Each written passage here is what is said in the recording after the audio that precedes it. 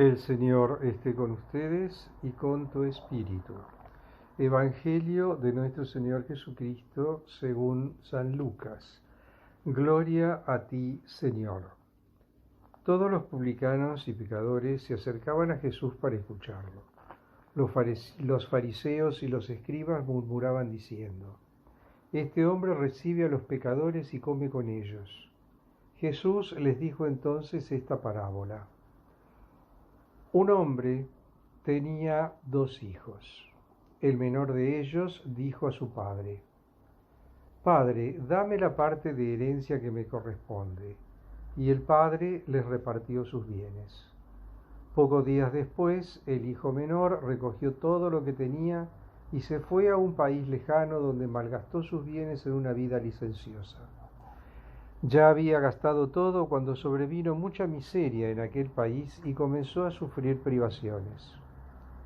Entonces se puso al servicio de uno de los habitantes de esa región, que lo envió a su campo para cuidar cerdos.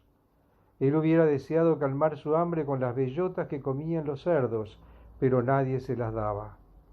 Entonces recapacitó y dijo: ¿Cuántos jornaleros de mi padre tienen pan en abundancia y yo estoy aquí muriéndome de hambre? Ahora mismo iré a la casa de mi padre y le diré: Padre, pequé contra el cielo y contra ti, ya no merezco ser llamado hijo tuyo, trátame como a uno de tus jornaleros. Entonces partió y volvió a la casa de su padre. Cuando todavía estaba lejos, su padre lo vio y se conmovió profundamente. Corrió a su encuentro, lo abrazó y lo besó. Y el joven le dijo: Padre, pequé contra el cielo y contra ti, no merezco ser llamado hijo tuyo.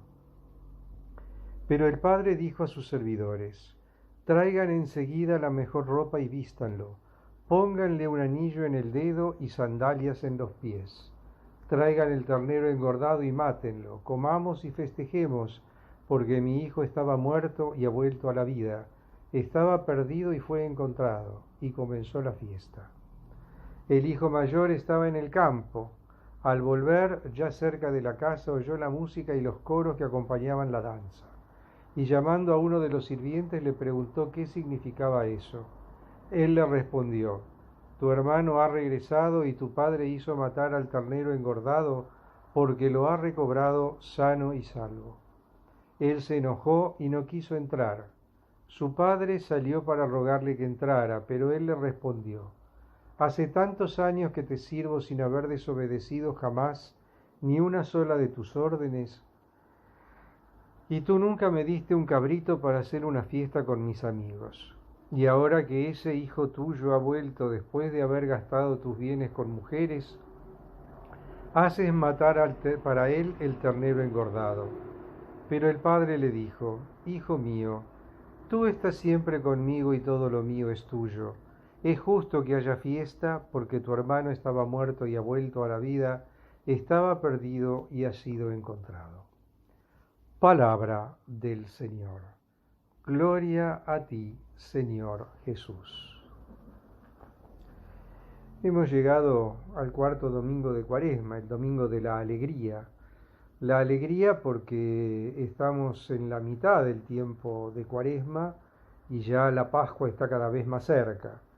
Entonces ya se vislumbra la alegría de la Pascua que vamos a celebrar dentro de unos días. Y en este domingo de la alegría tenemos el relato de una verdadera fiesta, la fiesta del encuentro de este hijo pródigo con su padre. Este relato del hijo pródigo es una de las parábolas de la misericordia que tenemos en el capítulo 15 del Evangelio de Lucas. La parábola de la oveja perdida, la parábola de la dracma perdida, y como broche de oro esta parábola, la parábola del hijo pródigo. En esta parábola tenemos muchos elementos para nuestra reflexión, pero resumiéndolo un poquito podemos decir que es el relato de la degradación humana a causa del pecado, una degradación humana que lo lleva cada vez más abajo, más abajo, más abajo, hasta tocar el fondo de los fondos, como vamos a ver. Y luego, este hijo que reacciona y comienza su camino de regreso. En este camino de regreso, el padre lo recibe, exultante de alegría, y hace una fiesta. Su hermano no está muy contento, que se diga, y entonces ahí tiene lugar todo este relato. Pero para situarnos un poquito en el contexto, tenemos que ponernos en la mentalidad del piadoso israelita contemporáneo de Jesús. Para el piadoso israelita contemporáneo de Jesús, era importantísimo la pertenencia, el pertenecer al pueblo, pero no solo pertenecer al pueblo elegido, sino pertenecer al clan, pertenecer a la familia. Por eso la actitud de este hijo pródigo es una actitud tremendamente pecaminosa en sí misma. Primero, por un lado, el hecho de que le haya pedido al padre la parte de su herencia no tendría por qué ser un tema demasiado grave, porque en definitiva le está pidiendo lo que le corresponde y él puede querer hacer su vida. Pero el problema está aquí, en que él se separa de la casa del padre, él se va a otro lado, y lo que es peor, se va al extranjero. El piadoso israelita que se va al extranjero está cortando relaciones no solo con su familia de origen, sino con todo el pueblo elegido al que él pertenecía. Y de hecho pertenece, pero está cortando el vínculo. Corta el vínculo con su padre, corta el vínculo con su pueblo y se va al extranjero. Y en el extranjero, en otro país, comienza a vivir una vida licenciosa y llena de pecado, mezclándose con mujeres, con juergas, malgastando su dinero, hasta que llega el momento en el que el dinero se le acaba. Y cuando el dinero se le acaba, queda solo, queda abandonado, no sabe qué hacer, no tiene dónde ir. Entonces se pone a trabajar para uno de esos extranjeros. Otro elemento tremendamente grave para el piadoso israelita, porque el piadoso israelita trabaja para otro israelita, pero no para un extranjero. Trabajar para un extranjero era un pecado. Por eso era tan mal vista la figura del publicano, por ejemplo, porque estaba sirviendo al poder de dominación, pero aparte porque estaba trabajando para un extranjero. No nos olvidemos el nacionalismo exacerbado que tenía el pueblo, que partía de su conciencia de ser el pueblo elegido. Y a partir de esa conciencia del pueblo elegido, ese nacionalismo exacerbado hacía que en conciencia trabajar para un extranjero fuera algo intrínsecamente malo. Pero no solo va a trabajar para un extranjero, sino que encima el extranjero lo manda a cuidar cerdos. Continúa la degradación. Va todavía más al fondo. El cerdo era un animal maldito, era un animal impuro. El cerdo estaba anatematizado.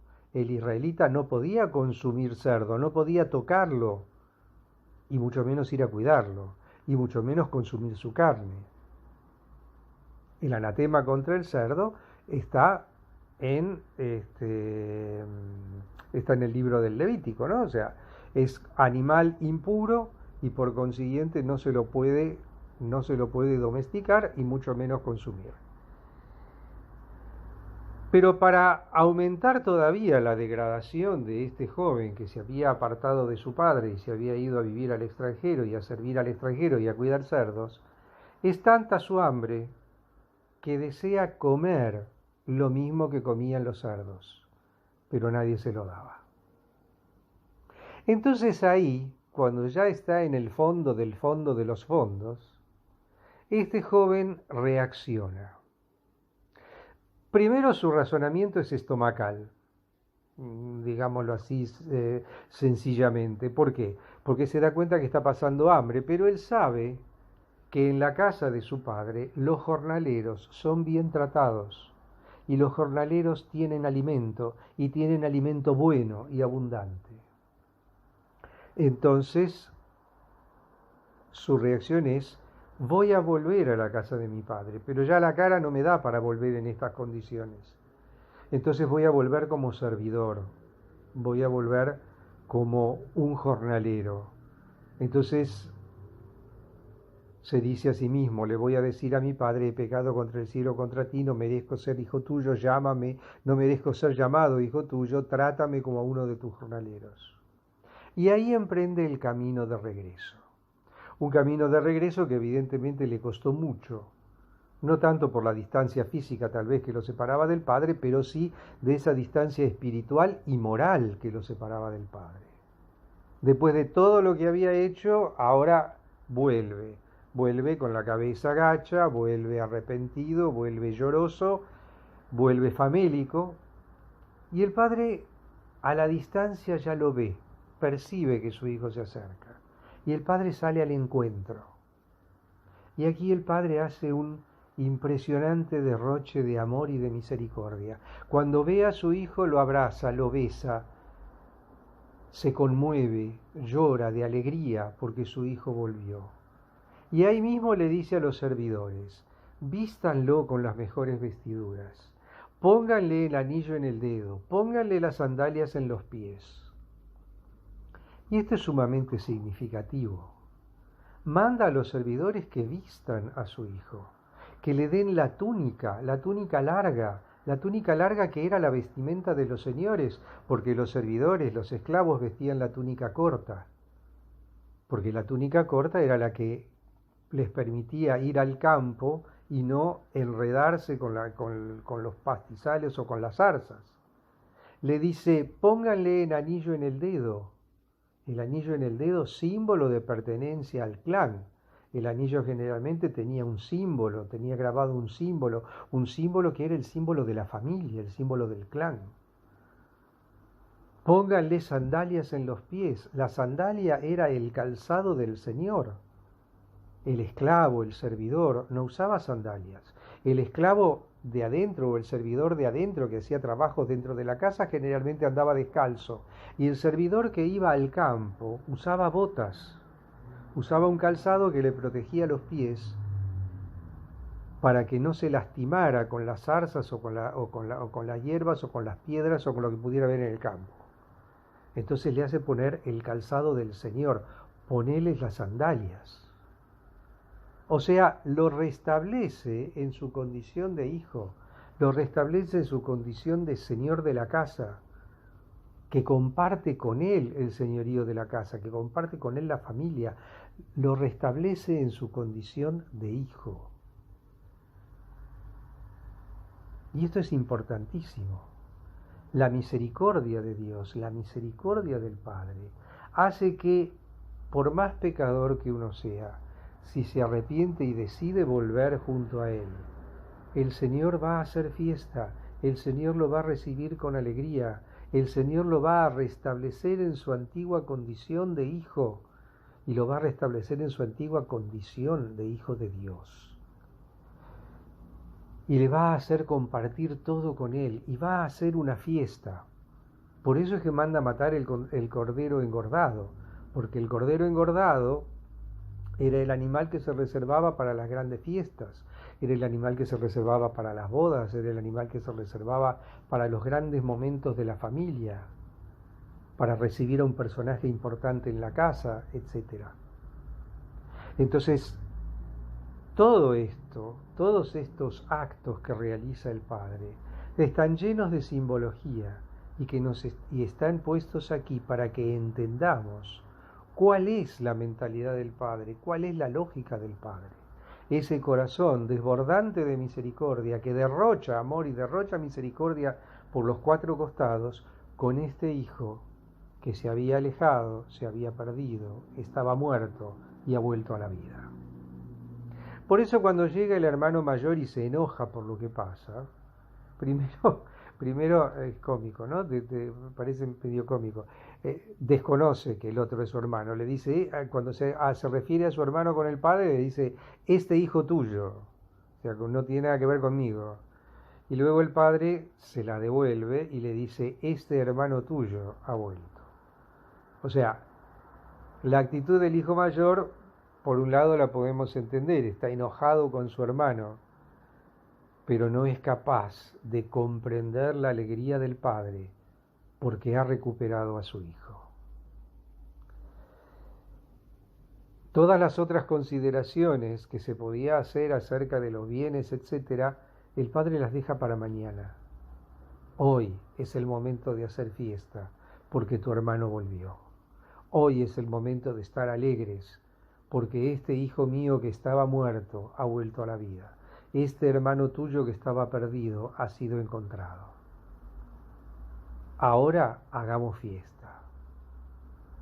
El resto de las cosas lo podemos discutir en otro momento. Esta es la lógica de la misericordia de Dios. Es una misericordia gratuita, es una misericordia infinita, pero es una misericordia que espera del pecador el camino, el inicio del camino de retorno. Espera del pecador el reconocimiento de su pecado. Espera del pecador que se arrepienta, que se convierta y que comience su camino de regreso al Padre. Esta misericordia infinita de Dios que se derrama sobre todos nosotros, lo único que nos pide es ser conscientes de nuestro pecado, detestar nuestro pecado y pedir humildemente perdón.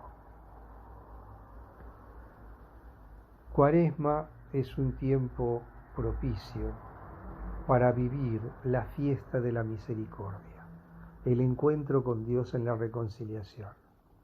Es un tiempo propicio para reflexionar sobre nuestra condición de pecadores, para pedirle al Señor esa fuerza que necesitamos para poder volver a Él, para abandonar nuestro pecado, para alejarnos de todo aquello que nos impide ser plenamente de Él, para poder gozar de ese abrazo del Padre misericordioso, para poder ponernos las sandalias, para poder ponernos el anillo en el dedo, para poder estar junto a Él en la gloria.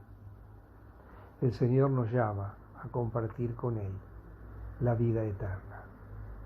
Y como nos dice San Pablo en la segunda lectura, dejémonos reconciliar con Dios. Alabado sea Jesucristo, por siempre sea bendito y alabado.